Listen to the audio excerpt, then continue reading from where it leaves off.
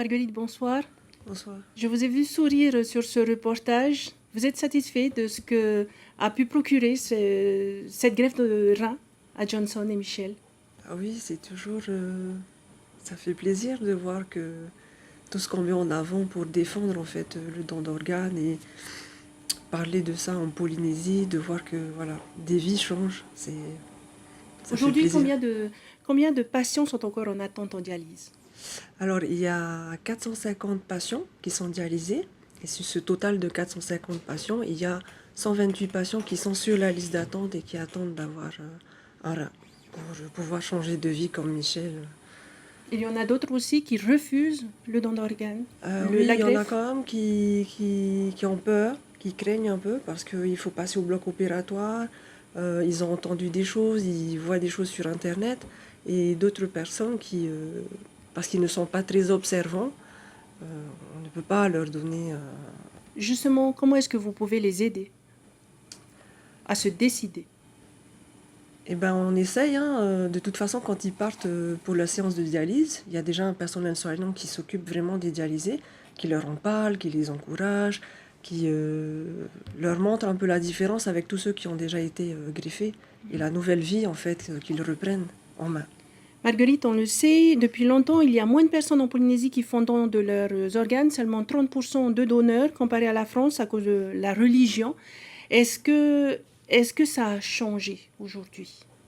Oui, les derniers chiffres de 2017 nous montraient que il y avait que 30% en fait de la population qui était pour. Et l'année dernière, on a refait un autre sondage. Des statistiques ont mis en avant le fait qu'on passait de 30 à 60% en fait de la population qui serait donneur, qui voudrait bien donner ses organes lors de leur mort. Et ça, c'est dû à un travail de communication, de discussion aussi avec les patients, les malades. Oui, aussi. Et puis beaucoup de campagnes depuis 2014. On n'a pas arrêté, on a tenu la route, on voulait, et jusqu'à aujourd'hui, on veut encore que le don d'organes soit promu en Polynésie. Marguerite, aujourd'hui, comment expliquer à la population la nécessité ou le travail, ce don d'organes? Alors, il y a plusieurs moyens. On a une page Facebook, Redonner Vie, où beaucoup d'informations, ils peuvent trouver beaucoup d'informations concernant le don en Polynésie. Autrement, on a un site aussi, Redonner Vie. Et si malgré tout ça, ils ont des doutes, ils peuvent quand même nous contacter à l'hôpital. On a aussi un bureau, à la coordination des prélèvements d'organes. On peut les accueillir, les recevoir.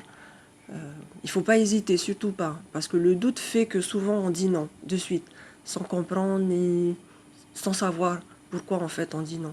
Mais on est là, on est ouvert à tout, on peut vous aider, on peut répondre à vos questions. Lundi, c'est la journée nationale de réflexion sur le don d'organes. Des événements sont prévus. Oui, alors lundi à l'hôpital du Taoné, un stand d'information sera mis en place et ouvert au public, à tous ceux qui veulent, à partir de 8h jusqu'à 15h. Évidemment, les gestes barrières seront respectés, on fera au mieux pour que tout ça soit respecté.